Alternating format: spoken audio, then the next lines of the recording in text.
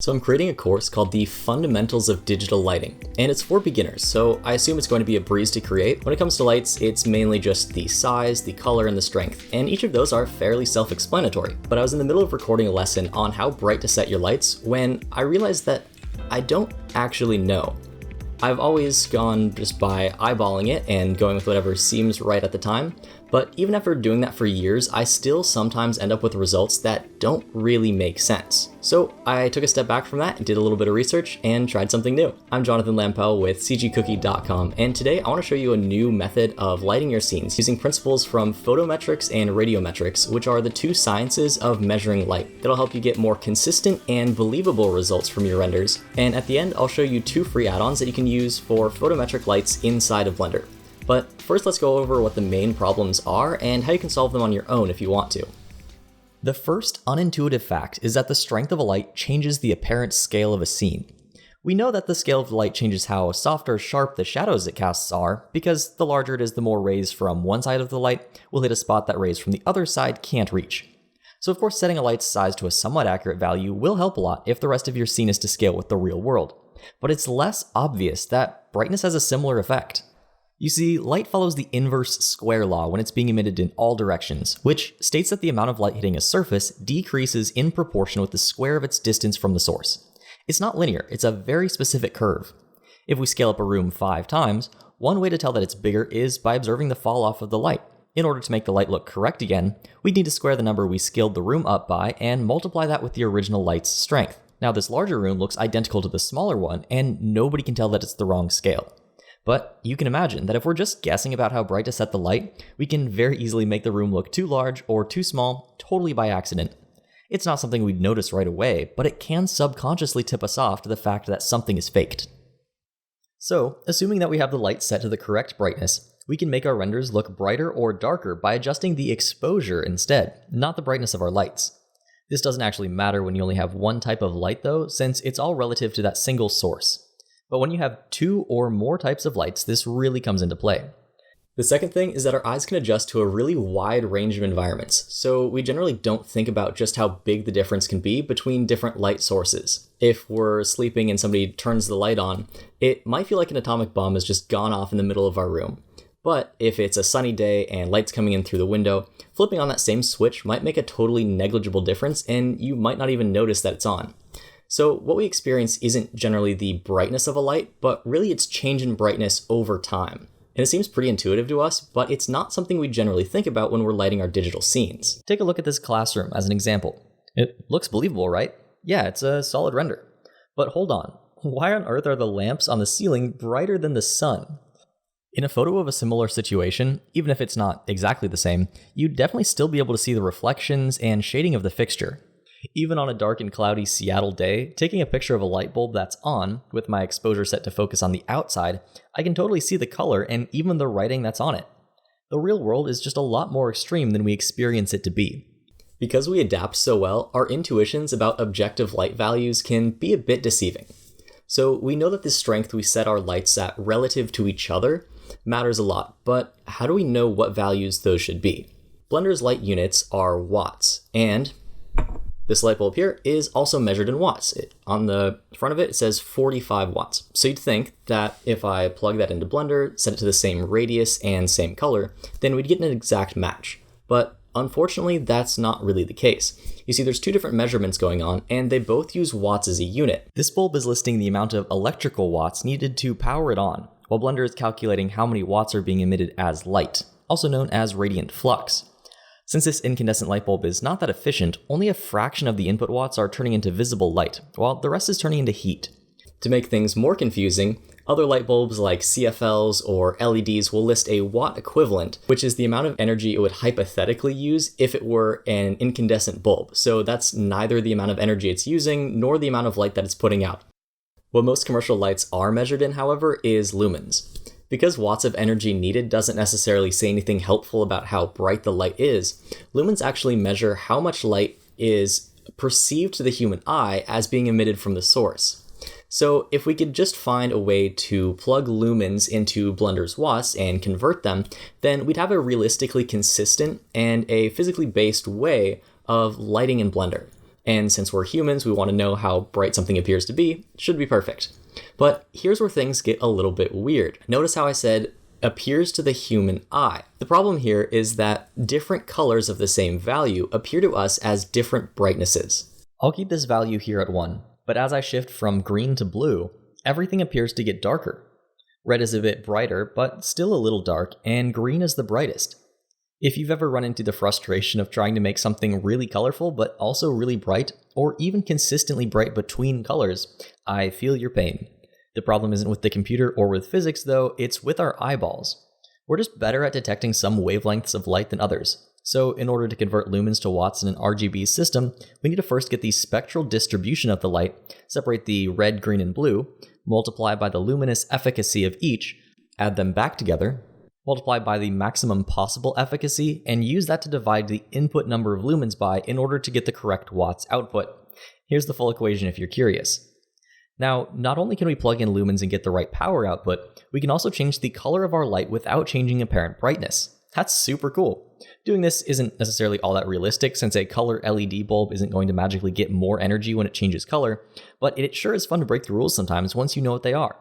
If you want to accurately simulate an RGB bulb, unplug this part here and use the value 683 instead, which is the maximum luminous efficacy and how the bulb's lumens are recorded by the manufacturer. Speaking of color though, remember how orange this photo of an incandescent light bulb looks? Well, to my naked eye, it looks pretty white, maybe even a little warm, but not quite that colorful. Well, just like how our eyes can adjust to brightness, they can also adjust to a range of colors. To measure the color of a naturally produced light source, we use what's called a Kelvin value, which is the color that a totally neutral substance called a black body emits when heated to that Kelvin temperature. Our eyes are so well adjusted to these colors that we can perceive any of them as being white if we don't have any other color of light to compare them with. It's pretty easy to plug Kelvin values into Cycles lights using a black body node. A candle starts at around 1800, incandescent bulbs are usually around 2700, fluorescent lights vary around 3 to 4,000-ish, direct sun is around 5,000 give or take, and a clear sky can be about 6,500. By coloring your lights using Kelvin values, they'll be a bit more believable, especially when you have more than one type of light in your scene that you'll be comparing them with. The sun was a lot easier to find values for, since its unit in Blender is watts per square meter, and that's more of a common unit that we can look up. Depending on the time of day and atmospheric conditions though, it can go from anywhere between 250 for an overcast day to over 1,000 for direct sunlight. That's way brighter than I was expecting. It's also really interesting to note that even in the official Pixar documentation, they talk about bringing down the strength of the sun to make it fit within a normal dynamic range. So you're in good company if you want to do that. But maybe set your mental reference points at 0 and 1,000 instead of 0 and 10, which is Blender's soft maximum. That's just too dim regardless. Obviously, remembering and setting all of these values every time you make a new render would be a huge hassle, which is why not that many people do it. I started out on this project to make things easier for beginners, not more confusing, so I wrote a plugin called Extra Lights, which does all the work for you.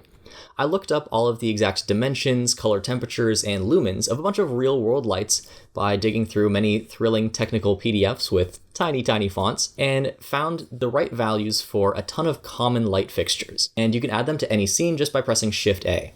You'll find everything from a candle to a living room lamp bulb to a fluorescent tube to an outdoor floodlight. Because Eevee lights can't use nodes yet, I've done a lumens to watts conversion and a Kelvin temperature to RGB conversion in Python, so that you can use these in Eevee as well. I've also conserved the energy in spotlights, so the light gets focused when you tighten the beam. A couple other features that I added for fun include automatically creating a sky texture that's linked to the sun's rotation, because I've always thought that should be easier, setting the camera's exposure based on the newly created light, and adding a bunch of IES lights that create realistic patterns corresponding to the bulb and light fixture that it would normally be found in. Now you'd think that IES files, since they're supposed to be based on carefully constructed scientific data, would inherently be the right strength, but the ones that I found online, at least the ones that I can legally use and distribute, were pretty mangled. This one is for a tiny outdoor path light, while this one is for a crazy bright theater spotlight. The data is normalized using who knows what formula, and the names are vague and unhelpful. So I dug through all the files, found the lights that they're actually based on, and matched them with how bright the original manufacturer, or Home Depot, said they should be, as well as gave them the correct size and color temperature. When you first add some of these lights, it may seem like they're a little underpowered, but let's look at Blender's default setup though based on what we've just learned. The cube that I always kind of thought was the size of a box is actually 2 meters, or about 6.5 feet tall. The default lamp is emitting more than 5 football field stadium giant LEDs, and the default sun is about as bright as a car headlight, or maybe slightly more. So no wonder renderers using the default values usually seem a bit off, because the defaults are kinda whack. It's set up so that things are properly exposed if you only use one type of light, but what are the chances of that? The simple goal of this add-on is to make your new defaults make sense. You can get this add-on for free using the GitHub link below. If you're interested in supporting this and helping me make other projects like this in the future, I've also added it to the Blender Market and CG Cookie, and that one comes with 30 regular lights and 30 IES lights. So if presets are your thing, I think you'll find it helpful. I'd also like to share the work of Fabian, the developer behind the add-ons Photographer and Light Pack. He helped me out a little bit with this project, shared his code with me, and answered some of my questions. I'd highly recommend getting the Photographer add-on especially. It adds all of the functionality of a real camera to Blender's cameras, such as setting the exposure in EVs, changing the white balance, using autofocus, and a whole lot more. As a side benefit and confirmation that we're on the right track, our light values match. So adding my sun preset to the scene and using the photographer's Sunny 16 rule of thumb actually works. He's also got a physical lights update coming soon that lets you use lumens and Kelvin values right in Blender's light properties in Cycles and Eevee, which is extremely convenient. It's free, but I'd recommend throwing in a couple bucks as a donation because it's really well made. Also thanks to Troy Sabodka for answering a bunch of other questions that I had along the way. With all that said, I do want to make sure that I'm clear about 2 things. The first is that while we're getting these values from information from the real world, they're not necessarily going to be totally accurate. That's because we're making a lot of assumptions about the lumen values that we find online and how those manufacturers got those numbers in the first place and what kind of conversions they used and things like that. So while I'll call this method physically based or even photorealistic because I think the results are, I'm not going to call it physically accurate because there's just not enough data readily available to us in order to get there. Secondly, and maybe most importantly, do you have to use real world lights in order to light your scene even if they could be 100% accurate? No, of course not. If computer graphics isn't about bending the laws of physics to your whim in order to make it look cool, then I don't know what it's for. Reality doesn't always match our ridiculous expectations, which is why film studios use just ridiculously bright lights that don't match reality whatsoever. Painters have been messing with the properties of light on purpose for hundreds of years, and we all know the moon doesn't actually illuminate scenes like this. However, it's better to start with something based in reality and then break the rules of thumb intentionally when you want to be creative, rather than by accident and the other way around. So that's all I've got on the topic. I hope you found it, well, illuminating. Go grab one or both of those add-ons in the links below, and subscribe if you want to be the first to hear about the Fundamentals of Digital Lighting course that's coming out soon. Until then, stay healthy and safe. Peace.